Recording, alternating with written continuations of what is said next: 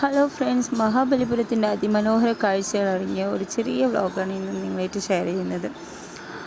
കാഴ്ചയിൽ നല്ല അടിപൊളി അന്തരീക്ഷവും നല്ല വൃത്തിയുള്ള ചുറ്റുപാടുമാണ് കേട്ടോ. 40 രൂപേൻ്റെ എൻട്രി പാസ് എടുത്ത് ഉള്ളിലെ കാഴ്ചകൾ കാണാൻ കടന്നു.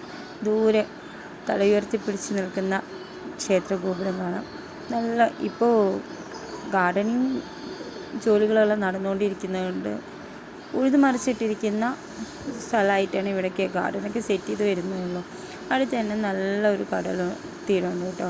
കടൽ ഏതാണെന്ന് വെച്ചിട്ടുണ്ടെങ്കിൽ ബംഗാൾ ഉൾക്കടലാണ്. ആദ്യമായിട്ടാണ് ഞാൻ ബംഗാൾ ഉൾക്കടൽ കാണുന്നത്. അതുകൊണ്ട് തന്നെ കുറച്ച് നേരം കടൽ കാഴ്ചകളൊക്കെ കണ്ടു നിന്ന് നല്ല അടിപൊളിയായിട്ട് നല്ല തിരയടിക്കുന്നുണ്ട്. കുറേയേറെ ആൾക്കാർ വെയിലും മറന്നുകൊണ്ട് നന്നായിട്ട് കടലിനെ ആസ്വദിക്കുന്നുണ്ട്. നല്ല കാറ്റടിക്കുന്നുണ്ട്, നല്ല വെയിലും അടിക്കുന്നുണ്ട്. കുറച്ച് നേരം ഇങ്ങനെ നിന്ന് കടലൊക്കെ കണ്ടു. അപ്പോഴാണ് നമ്മൾ ക്ഷേത്രത്തിൻ്റെ അടുത്തേക്ക് പോകേണ്ട കാര്യങ്ങൾ ഇങ്ങനെ നിന്ന്. അവിടെയും വെയിലുണ്ട്, പക്ഷെ കാറ്റുള്ളതുകൊണ്ട് തന്നെ നമുക്ക് അത്ര അങ്ങോട്ട് അറിയുന്നില്ല. ചുറ്റിലൊന്ന് കണ്ണോടിച്ചു. ഫസ്റ്റിൽ തന്നെ സുത്തു ബേബി ഫോട്ടോയ്ക്ക് പോസ്റ്റ് ചെയ്തുകൊണ്ട് നിൽക്കുക കേട്ടോ. അപ്പോൾ നമ്മളിവിടെ ക്ഷേത്രത്തിൻ്റെ അടുത്തെത്തി. അപ്പോൾ ക്ഷേത്ര നിർമ്മിതി എന്ന് പറഞ്ഞിട്ടുണ്ടെങ്കിൽ ഒരു അപ്പ് ആൻഡ് ഡൗൺ പോർഷൻ ഉണ്ട്. അപ്പോൾ സ്റ്റെപ്പുകൾ കയറി ഇറങ്ങിയിട്ട് വേണം ക്ഷേത്രത്തിനടുത്തെത്താൻ. മഹാബലിപുരം അല്ലെങ്കിൽ മാമല്ലപുരം അങ്ങനെയും കൂടെ ഇവിടെ അറിയപ്പെടുന്നുണ്ട്. ഈ കാണുന്ന ക്ഷേത്രം ഏകദേശം 7-ാം നൂറ്റാണ്ട് 8-ാം നൂറ്റാണ്ട് കാലത്ത് പല്ലവ രാജാവായിരുന്ന നരസിംഹവർമ്മൻ ഒന്നാമൻ പണി കഴിച്ചിട്ടുള്ളതാണ്. അപ്പോൾ ഇതിന് നിറയെ ശിലകളും മറ്റുള്ള കാര്യങ്ങളൊക്കെ ഉണ്ട്.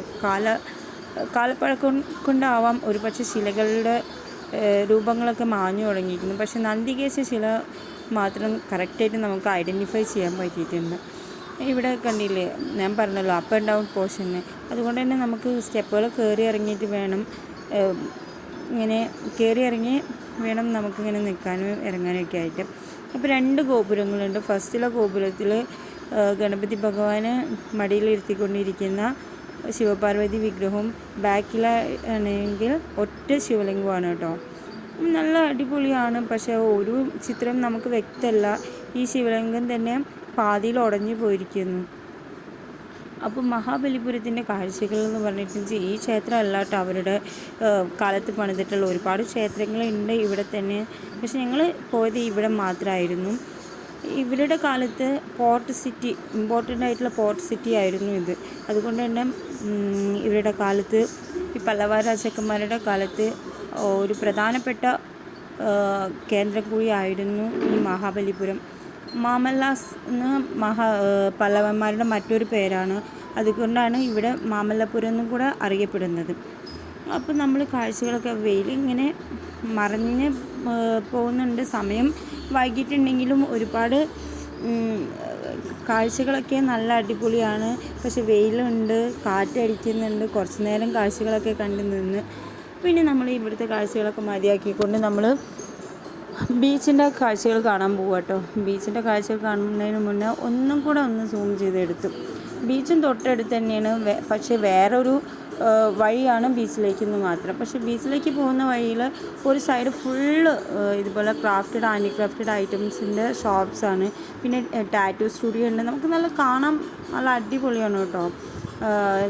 അപ്പോൾ ബീച്ചിലേക്ക് എൻ്ററായതും ഭയങ്കര എന്താ പറയുക, കളർഫുള്ളായിരുന്നു ബീച്ച് എന്ന് പറഞ്ഞത്. ഒരുപാട് റൈഡ്സ് ഉണ്ട്. അത് കുട്ടികൾക്കാണെങ്കിലും വലിയവർക്കാണെങ്കിലും ഒരുപോലെ ആസ്വദിക്കാൻ പറ്റുന്ന റൈഡ്സുകൾ തന്നെയായിരുന്നു കേട്ടോ. പിന്നെ ഇവിടെ ഒരുപാട് കുതിരകളൊക്കെ കണ്ടു. ഹോഴ്സ് റൈഡിങ്ങിന് ഇമ്പോർട്ടൻ്റ് ആയിട്ടുള്ള ഒരു പ്ലേസ് കൂടെയാണ് ഇവിടെ. നമ്മൾ പറഞ്ഞല്ലോ ഈ ക്ഷേത്രം എന്ന് പറഞ്ഞില്ല, ആ ക്ഷേത്രം യുനെസ്കോയുടെ വേൾഡ് ഹെറിറ്റേജ് ടൂറിസം സ്പോട്ടാണ്. അപ്പോൾ ഒരുപാട് ടൂറിസ്റ്റുകൾ വരുന്ന ഒരു പ്ലേസാണ്. അപ്പോൾ ഞങ്ങൾ പോയത് ഒരു സൺഡേ ആയിരുന്നു.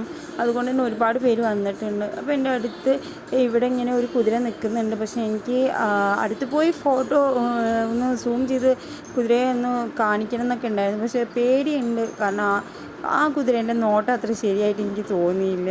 അപ്പോൾ ജസ്റ്റ് ബാക്ക് സൈഡ് മാത്രം ഞാനൊന്ന് എടുത്തുള്ളൂ കേട്ടോ. പണ്ടേ കുതിരേനെ എനിക്ക് ഭയങ്കര പേടിയാണ്. അതുകൊണ്ട് തന്നെ ജസ്റ്റ് ഒന്ന് എടുത്ത്, ഒരുപാട് കുതിരകൾ അങ്ങോട്ടും ഇങ്ങോട്ടൊക്കെ സവാരി നടത്തുന്നുണ്ട്. അപ്പോൾ നമ്മൾ ജാനിക്കുട്ടിക്ക് കുറച്ച് വീസിങ് പ്രോബ്ലം ഒക്കെ ഉള്ളതുകൊണ്ട് നമ്മൾ ഡസ്റ്റ് മാക്സിമം അവോയ്ഡ് ചെയ്തിട്ട് ഒരു സൈഡിൽ കൂടെ മാത്രമായിരുന്നു നിന്നിരുന്നത്. അപ്പോൾ ഇവിടെ അല്ലാത്ത നമ്മൾ റിംഗ് ഗെയിംസ്, പിന്നെ ബലൂൺ ഷൂട്ടർ, അങ്ങനെയുള്ള ഗെയിംസൊക്കെ ഉണ്ട്. ഇതാണ് ബംഗാൾ ഉൾക്കടൽ. ആദ്യമായിട്ട് ബംഗാൾ ഉൾക്കടൽ അടുത്ത് നിന്ന് കാണുന്നത്. കടലൊക്കെ ഒരുപോലെ തന്നെയാണ്, പക്ഷേ പറയുമ്പോൾ നമ്മൾ പറയുമല്ലോ ബംഗാൾ ഉൾക്കടൽ അടുത്ത് നിന്ന് കണ്ട ആ ഒരു കാഴ്ചയായിട്ടോ ഇത്. ഇപ്പോൾ ഞാൻ പറഞ്ഞില്ല ഒരുപാട് പേര് ടൂറിസ്റ്റുകൾ വന്നിട്ടുണ്ട്. അപ്പോൾ ആ കാണുന്നതാണ് ഇവിടുത്തെ പോർട്ട്, ലൈറ്റ് ഹൗസൊക്കെ. അപ്പോൾ നമ്മൾ നിൽക്കുന്നതിൻ്റെ ലെഫ്റ്റ് സൈഡിലാണ് നമ്മളിപ്പോൾ കണ്ടിറങ്ങി വന്ന ക്ഷേത്രവും ഉള്ളത്. അപ്പോൾ ക്ഷേത്രത്തിനടുത്ത് തന്നെ ഒരുപാട് കാറ്റാടിമരങ്ങളൊക്കെ ഉണ്ട് കേട്ടോ. സാധാരണ നമ്മൾ നാട്ടിലെ ഒരു ബീച്ചിലൊക്കെ പോയാലാണ് ഇങ്ങനെയുള്ള കാറ്റാടിമരങ്ങളൊക്കെ കണ്ടിട്ടുള്ളത്.